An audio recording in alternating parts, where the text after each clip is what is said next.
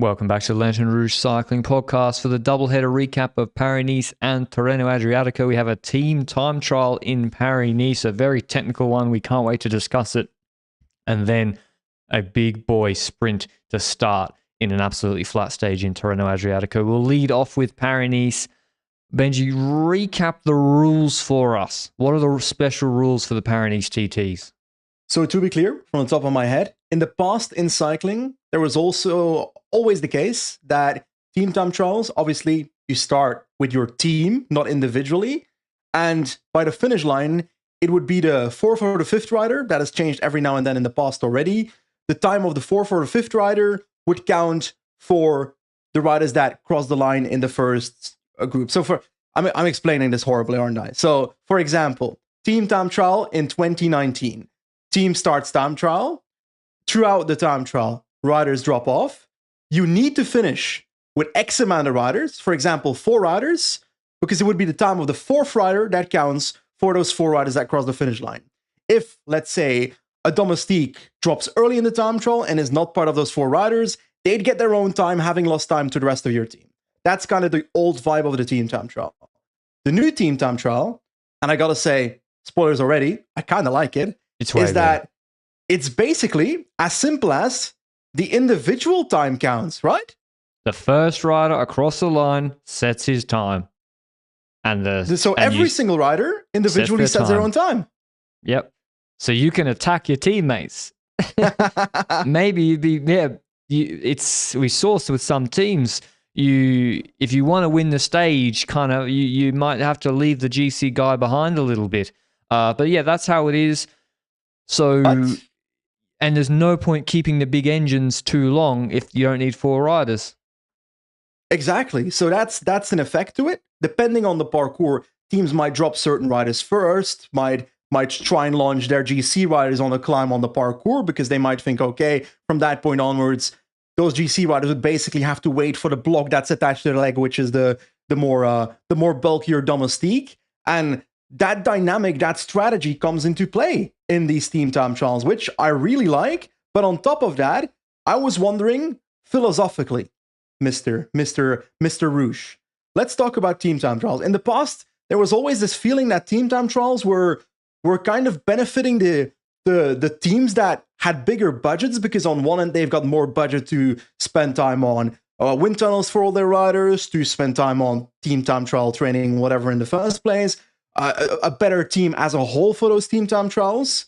Would you say the change in the rule set to this new piece of rules impacts that positively or negatively? As in, does that make team budget more or less important? Maybe a bit less, because you can do a pretty good time with 6 riders, because you only need to finish with 1. Yep. Whereas if you have 6 riders, you've got to finish with 4. Quick maths, you can't drop 4 of them, burn through your matches, because, you won't be able to set a good time. So it is true. Of course, it's true. You got more money for wind tunnel testing, track testing, experts, equipment, working with suppliers. Of course, budget for the TT helps massively. That's why, for example, in Vuelta Extremadura, it's a 2.1 women's race. Yeah. 70% of the teams were on road bikes. It should have been road bike only, in my opinion. If that's, it's unfair for those other teams. But this is World Tour, and coaching matters. Jayco Alula have been absolutely outstanding in the TTT discipline forever. And it's coaching, and it's also the riders in their system. They're track riders, pursuit riders. They're like TT, not specialists. I mean, Durbridge, maybe he was once upon a time, but they've also got longevity of riders doing it. Durbridge has done so many TTs with Jayco and Pinotti. He can coach the other riders then on the course. EF, but small budget, excellent. How much of it comes down to chemistry of the same riders riding together as well? Them being able to adapt to each other in a team time? Because let's be honest, certain teams, we'll go into the results and specific teams in a bit, but I felt like I was watching some teams where, okay, this rider doesn't know whether this other rider is going to drop off or whether he's going to continue in this corner, and therefore he stays behind the other rider, but then the other rider did drop off, so they just lost the perfect switch in that corner. and now they've lost a bit of momentum. They have to restart again. So I felt like there was chemistry lacking in certain teams. For sure, you see some riders, exactly. Pollitt pulls off. The other guys didn't know he was pulling. He was pulling off for good. He was done. Last pull. They didn't know. They followed him left. Mistake. Or, for example, Almeida thought Narvaez was going to come under him in the last corner, and he didn't. And then Almeida had to just continue again. So these little things add up. So coaching matters a lot. And you're right, like the Jayco guys are dialed. I mean, Ben O'Connor's a new guy to the team, but yeah, they had it absolutely. But it also matters the riders you can put together for a TTT like this. And we should mention the course then. It's a tricky course, 29 Ks. The first part of the course is really technical. The first 6-7 Ks or so on a moto circuit. It's like a spaghetti. Then they enter the road around the village of Monticourt. False flat uphill on a gradual climb. Then the intermediate time check at 14 Ks. Then there's a false flat or gradual downhill. That's where you need a huge unit to absolutely smash it, or multiple. Then another flat section, and then a steep climb. This was a proper like steep wall. I think there was 500 meters at like 9%, including an 11% pinch. The Côte de la Pissarotte. That's it. I can't count. 4.5 Ks to go more, 5 Ks to go of false flat downhill to the finish. If you just have big TTT units, you can't go up the climb very quickly or they get dropped. If you just have small units, you're going to go too slowly from the intermediate check. You need a mix. You need the balance of both, and you need to apply them in a certain area in specific ways. And I did feel when I was watching the Steam time trial, that a lot of teams had similar strategies and the strategies you'd expect on the Steam time trial. Just as a standard, the strategy seemed to be what you said, which is basically using the engines in the first 80% of the Steam trial. The ones that won't even survive the first hill, do it as fast as possible in the first segment of the time trial. And then you try and launch your GC riders, your climbers, maybe with one more rider, two more riders into the last 6-ish kilometers is the way I viewed it. And how do we go about this? Do we talk about results first and then go into every single team, or do we do it oppositely? Let's go through maybe chronologically. We see, because as you've done the notes, let's try it a little bit differently. We see Ineos, they're one of the early starters. I don't know if the wind conditions or weather made a difference. There was no rain on course from what I could see, thankfully, so everyone had a fair run of it. Ineos go first, Ben Swift drops, but then they keep a lot of guys together. Tarling does the lead out from T1 into the climb and then pulls off, and then Jungels does like a lead out on the climb, and then Watson survives the climb, which is very impressive for a sort of classic sprinter, and it's 3 men, Aronsman, Sheffield and Foss in the final Ks.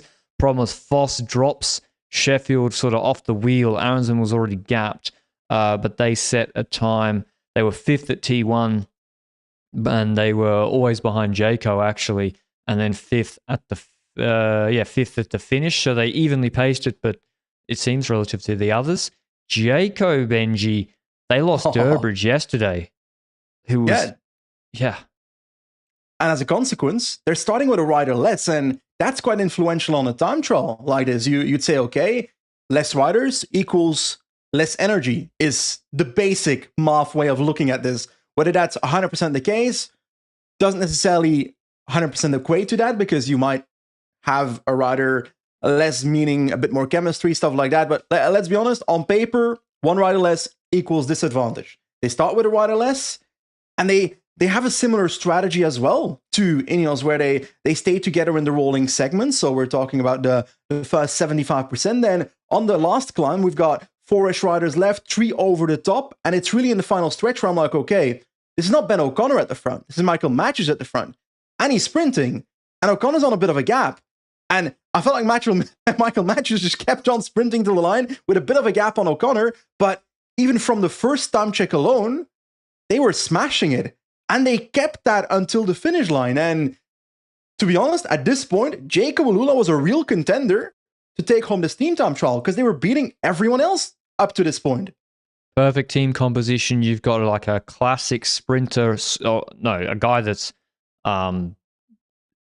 nearly won San Remo, nearly won Amstel Gold Race, Michael Matthews, to smash both the hill with O'Connor, and then the finish drags O'Connor all the way.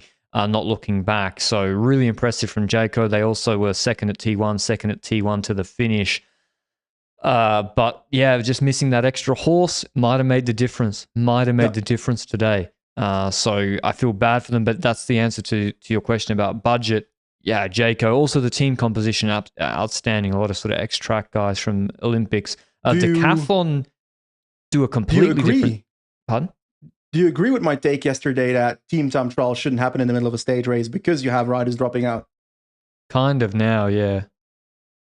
It's like, on one end, it adds a dynamic to team time trials, and maybe could you say there's a strategic viewpoint to a team being less careful in the run up to a team time trial? I don't know. That's a bit silly, you know? No one's thinking like that. They're just all trying to survive the previous 2 days. So I don't know. That's the one thing I don't necessarily like about team time trials in the middle. But like you said, the Decathlon AG2R, different strategy. Talk to me.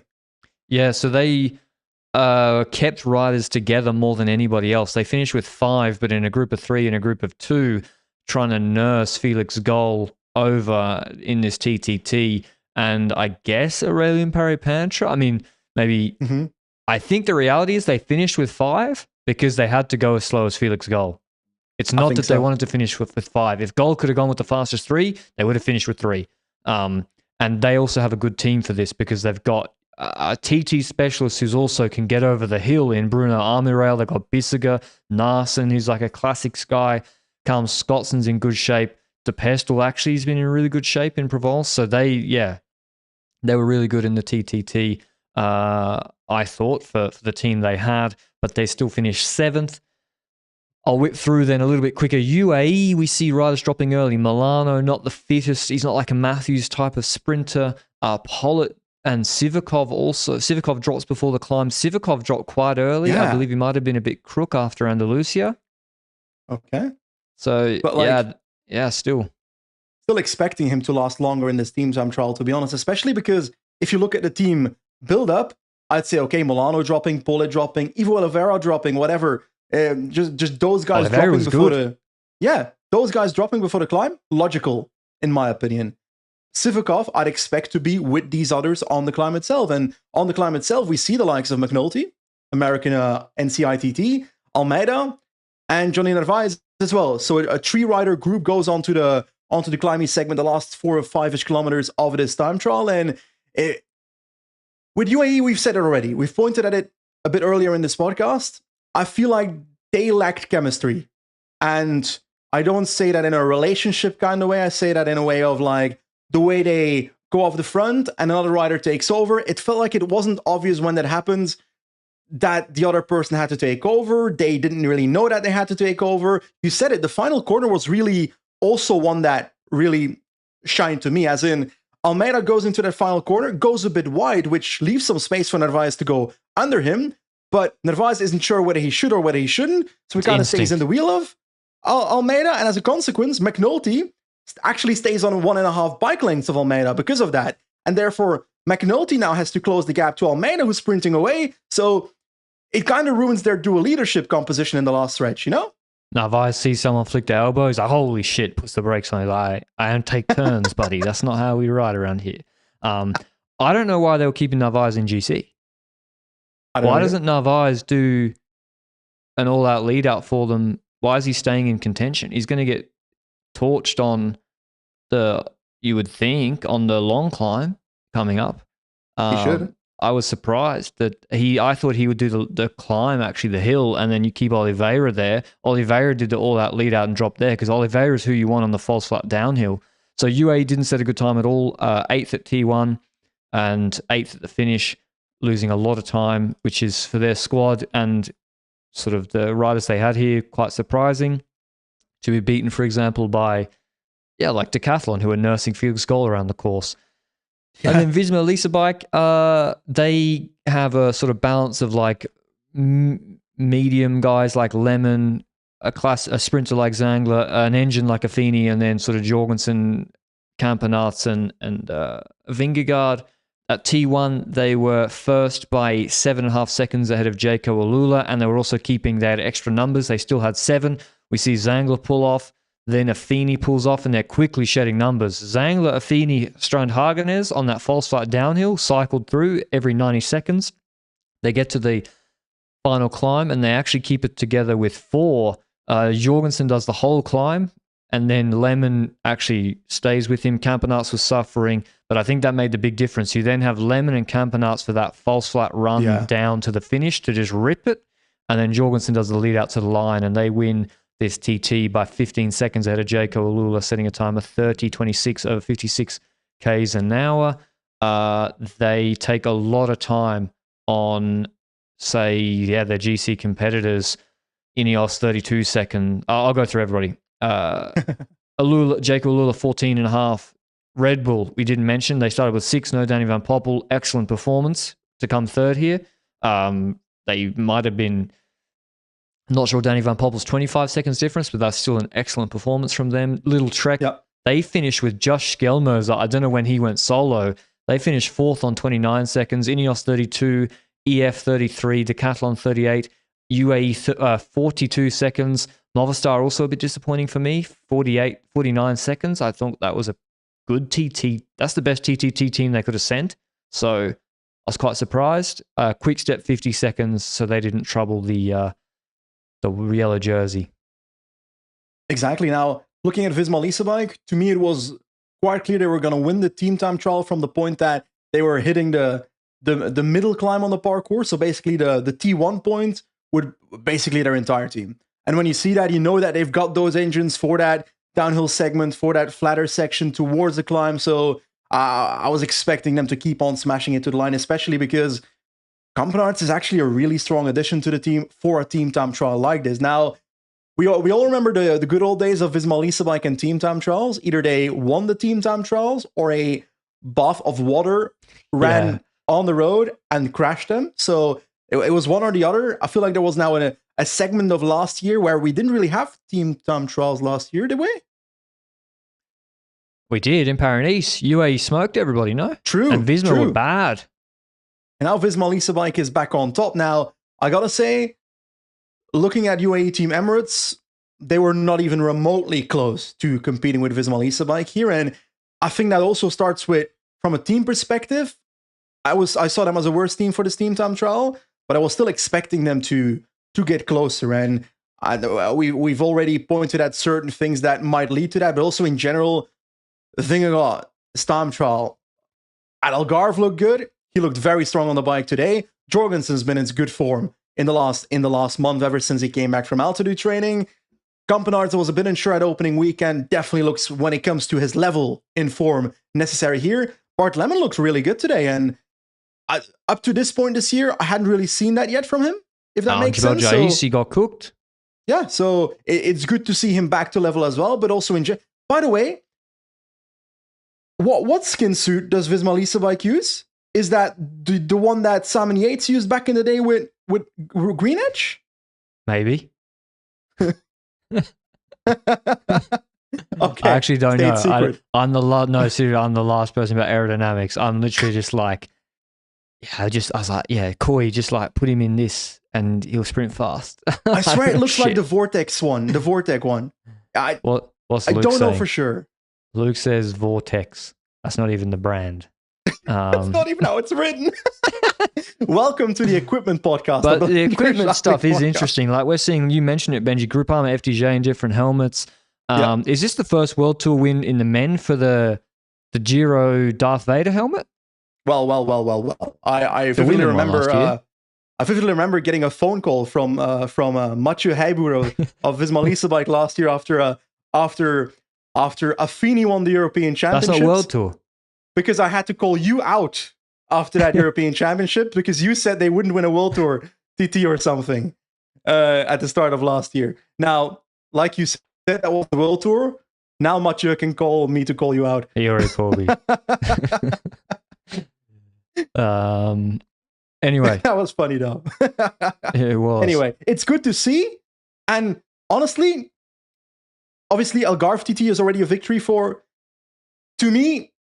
We've spoken a lot about Visma Lease Bike time trial setup in the last year and a half before 2025. I do not have that same feeling in 2025 based on the time trials I've seen. the equipment looks good. Yeah, it looks like UAE last year had the best setup. They also had also the riders doing good numbers and good level, but it wasn't just that. McNulty won a 12K high-speed Vuelta opening TT against massive units. Yeah. That's also equipment. And of course, McNulty's pushing massive power, but so is Vacek and Affini and co. So, but does this mean that in 2025, to me, it seems that the competition came closer to UAE in the TT setup? Or are we talking equalized and surpassed in certain areas? It's impossible to know because you don't know exactly. Like maybe some riders are pushing noodle numbers on the power meter and the UAE guys, half the team is sick. Maybe they're pushing crazy watts. It's really difficult to know. Little Trek is better. Little Trek's TT setup, maybe their actual setup's not better, but because they're way more relaxed about letting guys use the equipment that suits them better and they tested it in the winter, they look better in the TT. Bahrain's TT is better. I know they didn't do a good TTT today, but they also had Lenny Martinez in there. So their setup is better. Visma's looks better. Who else? Yeah, anyway. Ooh. But yeah, it happens every year. You know, some teams like this wasn't good enough last year. It's a point of emphasis this year, and it's a cycle. Today's TTT Red Bull was good, but I'm not sold on their TT as a whole this year yet. I feel like they've disappointed every now and then in individual time trials. Or am I missing one? No, I agree. Hindley was slower in the Tirreno TT yesterday than he was last year, but the TTT today, I have to say, they were excellent. You compare their team here, 6 riders against Ineos, and they beat them by 8 seconds. Bora's TTT here was really, really good and puts Vlasov and Lipovic in a good position. But I guess we should move on to GC, how this is relevant for GC, Benji. Yes. So Jorgensen takes the yellow jersey, 6 seconds ahead of Vingegaard. This is from GC Koos on Twitter. I'm just stealing it because he put it together. Well, he stole the name, so.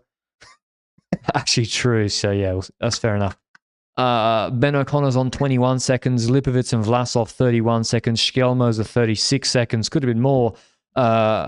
Sheffield 38 seconds, Paulus and Aronsman 40, Almeida 48, Gol 48, McNulty 50. So McNulty must have been put on a 2-second gap. Van Wilder 57, and wow, Santi 108. Poor Santi. I was expecting better. Santi's in good shape too. Now, to be honest, before this race started, I was already of the opinion that Visma Lease should never lose this race, GC-wise, with the team they've got here, Jorgensen and Vingegaard at the start line. I was even of the opinion that I would have liked to see one of them go to Tirreno and one of them stay here. Jonas riding Paris-Nice, Jorgensen riding Tirreno, but apparently Jorgensen was offered Tirreno, and then that's the public information that Jorgensen then apparently wanted to ride Paris-Nice specifically because it's near his home or something. And therefore, they're both here. Obviously, can't blame Jorgensen for wanting to ride a race near his home race, but I would have much preferred seeing Jorgensen at Tirreno as a whole. That's me personally, because it feels like they've got a redundant GC rider here. Does that make sense? Or sort of. You know what I mean? Then you watch the early stages, and it was Jorgensen responding to attacks on the hill, taking bonies. It was That's logical, no?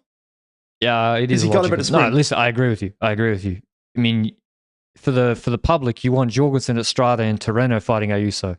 Yes. You don't want a walkover. It's not a walkover, but yeah, the way it's shaping up to be, you don't want Ayuso cleaning up in Tirreno and Visma cleaning up in Paris-Nice. You want the battle in both.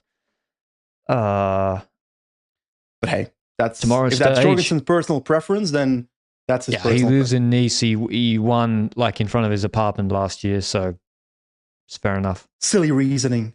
You don't see me riding the Tour of Gestel? Yeah, where were you in GP Monsterey? It was literally next to my parents' house. Alexis Brunel won, but we'll get back to Alexis Brunel in a second. Yeah, he put himself in the news not just for the W. But we'll see 164 Ks tomorrow from Vichy to La Loge des Gardes. La Loge des Gardes is where Pogacar, Vingegaard attacked him in 23, and then Pogacar sat him down and went with David Gaudu.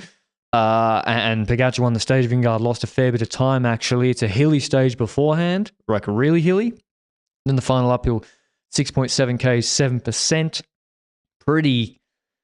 Pretty consistent, except at about a mile to go, it is gradual, 4.5%. And we'll see tomorrow, Benji, what's going to happen with Jorgensen and Vingegaard. Yes, indeed. I'm very much looking forward to Loge de Garde, and like on paper, they should destroy the competition, and we'll see how that goes leadership-wise, because either Loge de Garde, like you say, it's 8.7 kilometers at 7.1%. It's not the most ridiculous climb, but it's significant enough where differences are, selectiveness is definitely possible. Depends how it's raced. What, sorry? It depends how it's raced. You can have a Roglic finish here too. You can, but Visma probably doesn't necessarily want the Roglic finish. You'd rather want the gaps to exist, I would say.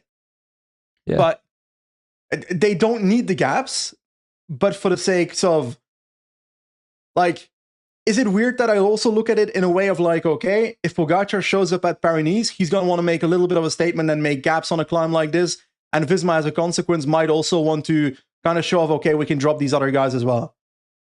Yeah, I think so. And it's like, if you think you have the strongest climbers and you have a world tour race with an uphill finish, last time I checked, Tadej Pogacar put his team to the front to make sure he won on Jebel Jais and Jebel Hafid. Exactly. So you don't give world tour wins away in cereal boxes. You got to go after them.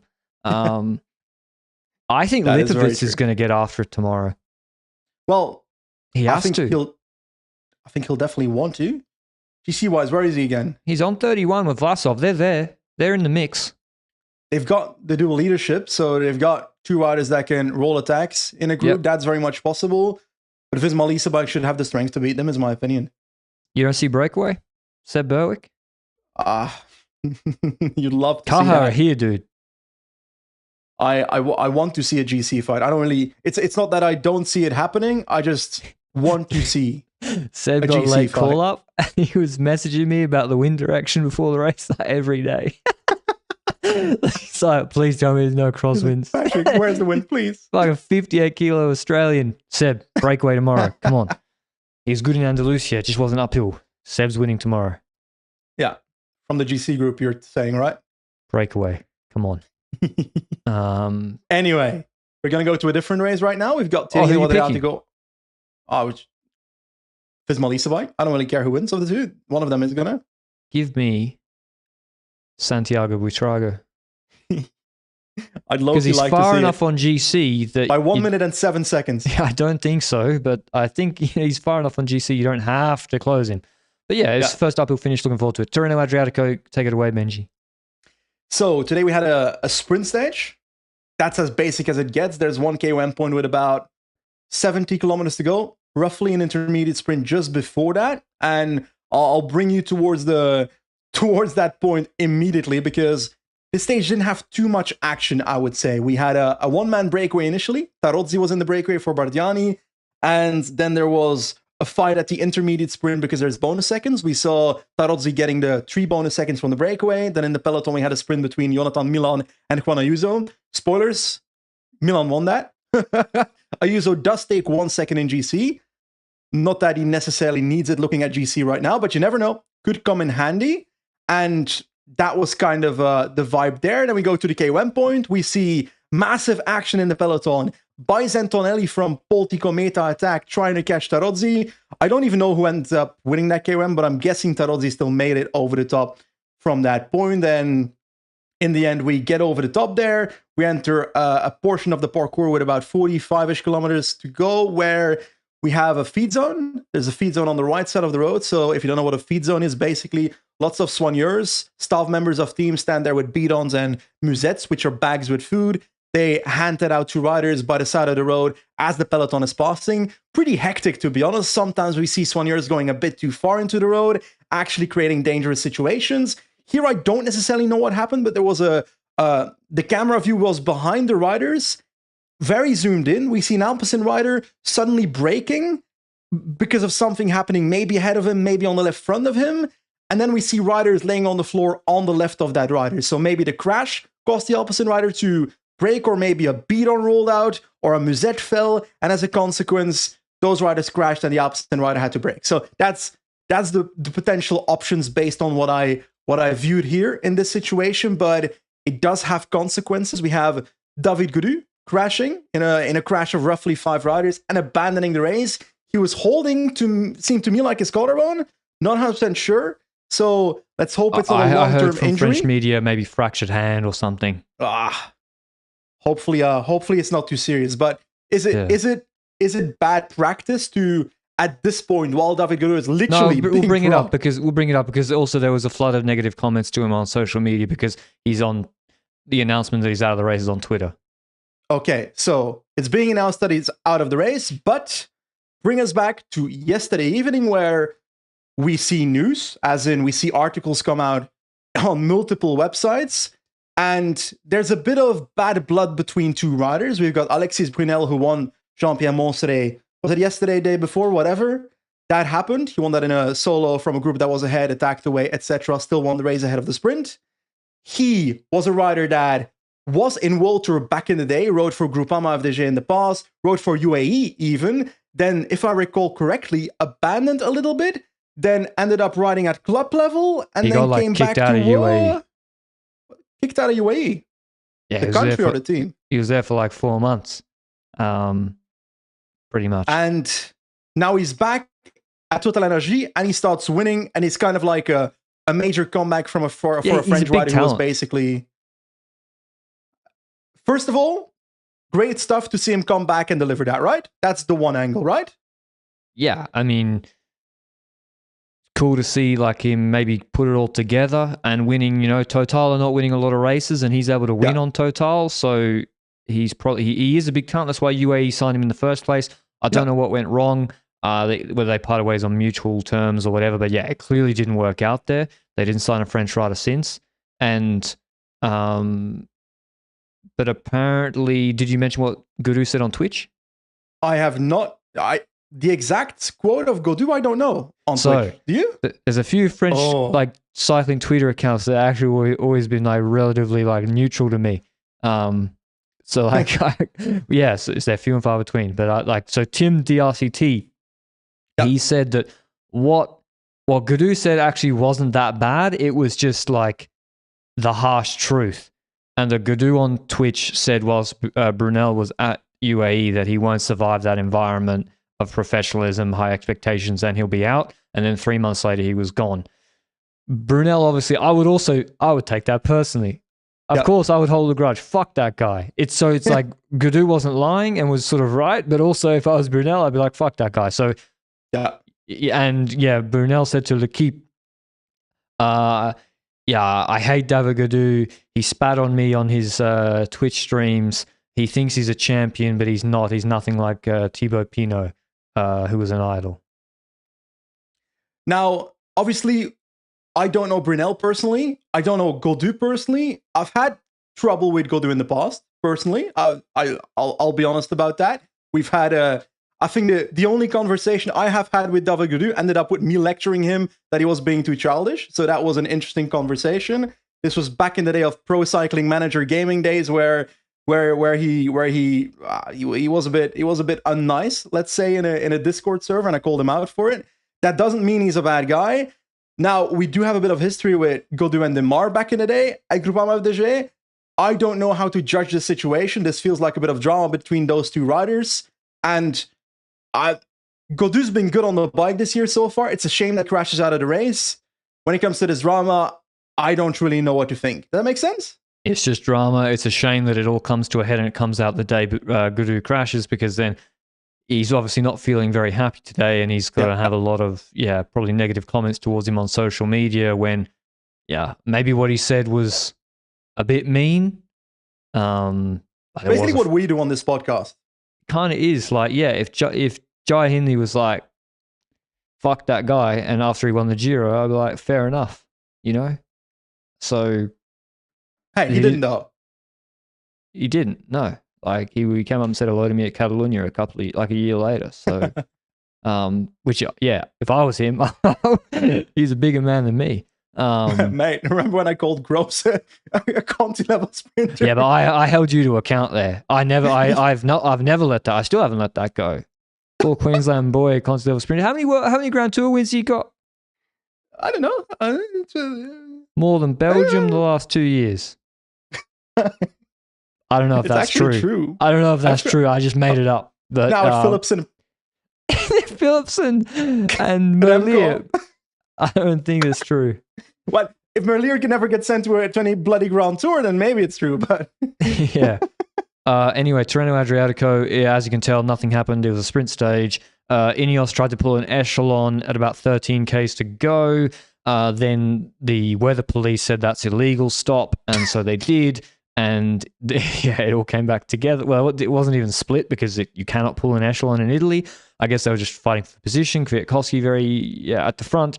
Maybe they're trying to make it reduced for Ganna. But then this was such a big sprint. This was a hectic sprint. Like, really all the lead-outs and sprinters going crazy at each other. Some of the violence going on in the last 5Ks was crazy. Everyone's fighting for Milan's wheel. Trek line up, 3Ks to go. This is a Trek masterclass. What we didn't see in Paris-Nice, this is like textbook. You can make a video of this as a textbook lead-out for a right-hand corner, 300 to go. And the shit fight behind Milan for his wheel was crazy. Coy was there with McLeay. Someone chops them. They go all the way back. McLeay's got to bring him back. Sam Bennett gets brought up the right-hand side. He's there. Paul Penhuet's being brought up the inside with FDJ. I don't know who that FDJ guy was that brought him up, but he did a good job. Yeah, it was crazy, Benji. It was crazy, and like I was looking at, okay, Coy should position. How is he moving up? McLeay tries to it kind of felt like they were trying to barge their way through in the middle of the group towards the front. McLeay kind of does that, but Coy's like a rider behind, so kind of has to make his own way as well. So it felt like he was losing energy, moving up a little bit more than a couple of other riders. Then I don't know, it was very chaotic, wasn't it? And yes, on paper, I think it's fair to say that for Little Trek, it's easier to make a four-man lead-out work like this in a race where there's no Philipsen, there's no Merlier, so those teams don't necessarily drop a massive lead-out in this race either. So it's not against the top sprinters in the world that they're doing this, but it's still super impressive that the second they hit the front with 1.5 kilometers to go, they never leave the front. Curtains. And Jonathan Milan never leaves Consoni's wheel either. Now, can we go into math for a second? You've said this already before. You say that Consoni isn't necessarily the largest rider in the world and therefore doesn't offer massive draft to Jonathan Milan. Now, that would account for like 95% of the peloton too. Maybe if you put Don Hole in front of Jonathan Milan, that would cover it. But I will add, chemistry-wise, they work so well together though. Yeah. So I feel like that's maybe an angle that we underrate when it comes to Consoni as a lead-out, where they were riding together at the Italian track team, Team Pursuit, right? Yep. So that angle on top of that, like, I think that's definitely an underrated aspect there, that they might know what the other person is going to do at a certain point and therefore can make the right decisions for both of them in the moment. But in this one, it was just smash pedal, stay at the front, and Milan try and stay in the wheel of its lead out. And that's exactly what's happening. And that final corner is a perfect example as well, where they get him through that final corner perfectly. Consoni launches his lead out, and we see the massive ant fight behind, where I think it was Tudor rider in the wheel, Zeilard, like you said, Luke's in the wheel, Luke's dad, in the wheel of Jonathan Milan. We've got in the wheel of Zeilard. Well, that's the fight I want to talk about. In the last corner, Coy kind of takes a wider corner. In doing so, Paul Penhuet, he doesn't dive bomb the corner. It wasn't a dive bomb. He takes the inner corner, the line you want to take. In doing so, passing Coy in the last corner, and from that point onwards, no changes in position anymore, except Consoni, of course. Yeah, and that's the thing, is like Milan is the sprinter who can eat more wind. So like Milan can sit P4 from 1,500 meters to go and have guys roll off in front of him like it's a pursuit and eat some wind and then still do a maximum sprint. Other sprinters, like a maybe Bennett or a Welsford, even Coy, I'm not sure that they could do it like Milan does. Same with Consoni. The reason sometimes I've been a little bit, is he the best, is if it's not a perfect pursuit, 1, 2, 3 roll off, sometimes he doesn't have the engine to bring Milan up from a shit situation at P20, which is what happened at UAE. But today, they made a team pursuit, and it was a masterclass out of that corner. Like, it wouldn't have mattered who was in his wheel. It wouldn't have mattered.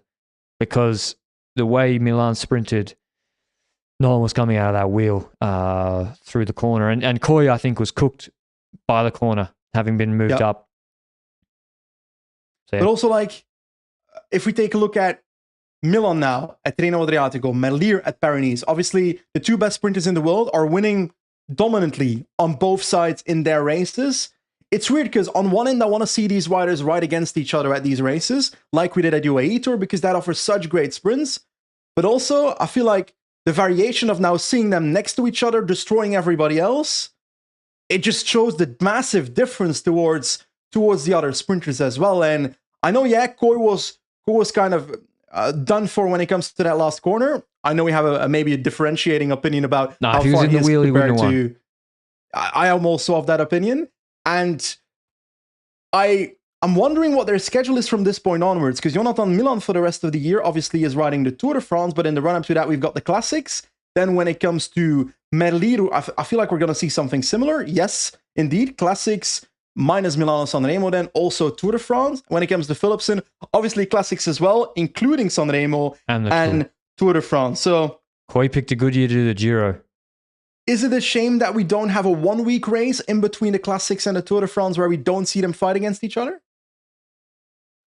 Yeah, because what will they do? No, we'll see Copenhagen. Copenhagen Sprint? Copenhagen Sprint. They should. They're going to be there tuning up, right? They'll do Copenhagen Sprint and then National Champs. Yes. And also, I was a bit unsure about Copenhagen Sprint to begin with. Because, like, I thought it was literally in the weekend of the national championships, but it's before now, because the NCs are now a week later? I think so. But also the Dauphiné and Swiss are really tough. They're too tough for pure sprinters. They're way too hard. Okay. Like, Groenewegen has been sent to the Dauphiné to, like, get in shape for the Tour in previous years, which has kind of worked. But it's really hard for pure sprinters, both of those races. But yeah, I should do a top 10. Johnny Milan wins at a canter. Ahead of Zyla, then Penue, Koy, Consoni 5th. That's how good his lead-out was. Sam Bennett 6th. Stewart 7th. Tim van Dijk 8th. Coquard 9th. Zanoncello 10th. Tomorrow we have from Follonica, where they finished today, to Colfiorito, 240 kilometers. Prepare yourselves for Sanremo, boys. This is why MVDP came to this race. Really hilly stage, including the final 20 Ks is stepped uphill.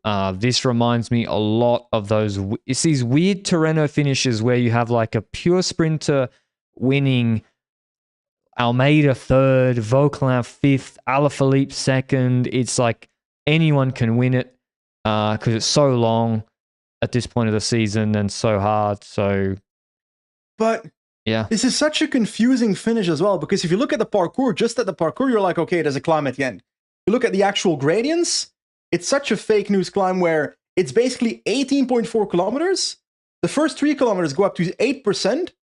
Then you've got basically false flat for the next 10 kilometers. Then you've got 2 kilometers at 6 and 4.5%. And the last two are 3.3 at 1.6. Yes, an out of category climb. That's insane, by the way.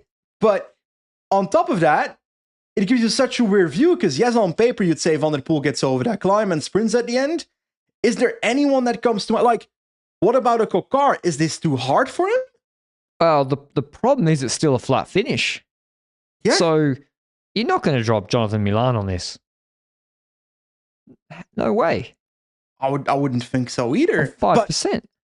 You'd say so, but then it's 600 altitude meters in 18 kilometers. So it's not nothing either, you know? Yeah, and it's 3,200 across 246 Ks, including neutral. But yeah, like from that last section of climbing, as you say, is 4.5 Ks at about 4.5% bigger in climbing, but it's going to feel steeper after all that stage. And maybe they're going to have to ride it hard if there's a strong breakaway. Sometimes the break does win these sort of stages. But yeah, like the last 5.5 Ks are flat, and the finish is absolutely flat. So if you're a sprinter that does make the finish, it's advantage you over Van der Poel or Coquard. Rick Plymers, that's not a bad shout. He won Muscat Classic. MVDP will go for it. Ganna will go for it. I'm pretty sure. Who? Magnus Cort Nielsen. Do you think the break has a chance? I don't think so, because I think they're like, even, X4, in my opinion, is probably going to ride for Magnus Cort on this finish. Yeah, see, like Israel, I would put Frigo and Uhl in the breakaway, or Stewart in the break. Intermarché, Busato in the breakaway. Q365, yeah. Aspirin in the breakaway. Journey in the breakaway. Attempt. Yeah, because I don't see how you drop Milan here. Yeah. He's super versatile for a sprinter, so in the run up to Milano Sanremo, you'd expect him not to drop here. I'm picking a different rider though. I think Pippo Ganna wins. Fuck! I literally just had him in my head, and I was like, I'm going to say it after he's finished with his words. Because I believe Ganna is going to win MSR. Yeah, he looks good. And also, there's no way Ganna and Van der Poel want to get involved in the nonsense in the last 5Ks of today. But tomorrow, everyone's tired. They're the stronger riders. It's a thinned out peloton. They're going to go for it. I don't like you for picking Ganna away from me here. I do not like you for that. Dorian Godon is my pick. Oh, yeah? I think Bennett will survive this easily. Yeah.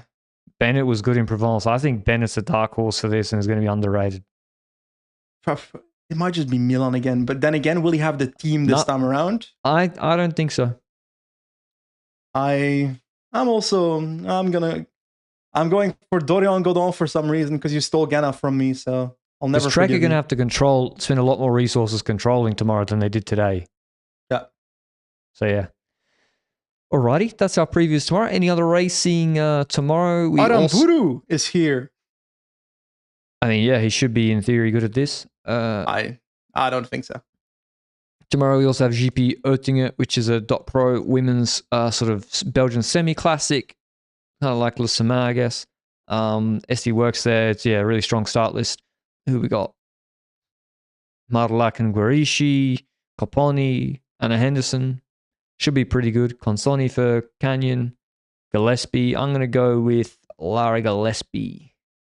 Ooh, she's been so good all year, so definitely worth noting. I was going to say something like Atosalo, but I feel like she hasn't been at the level that I necessarily expected her to be this year so far, because in the past, she like podium 1.1 races in Belgium a couple of times last year. I feel like that's what I would be pointing towards, but I haven't seen that this year, so I'm not necessarily having that. When it comes to Chiara Consoni, possible. Not really feeling it right now. No. Charlotte Cole, her team around her, I'm not completely sold. I don't think she survives the hill. I think it's going to kick off. I'm going Clara Caponi. Fair enough. She won Australia Surf Coast Classic or something like that, or the indicator of form. We'll leave you with something I remembered from earlier this week that I wanted to mention, which is the Porridge Classic Ladies .2 race. Can't remember who won, but there's 3 team names in here that just made me chuckle. Pick a Team by MasterCard, Born to Win, BTC, not sure if that's for Bitcoin, City Ljubljana, and then Team Cooking with Gas. Cooking with Gas? It's not actually called that. It's called Cooking a Gras. It's from, I think it's Austrian. You can't just change names of teams to make it sound funnier. It's Cooking with Gas. That's what I thought they should change that. It's Cooking a Gras. So it's like, Austro-Hungarian Empire's back, baby. I'll just leave you with that. Jesus. Hope you enjoyed it. And we'll see you at the recaps tomorrow. Until then, ciao.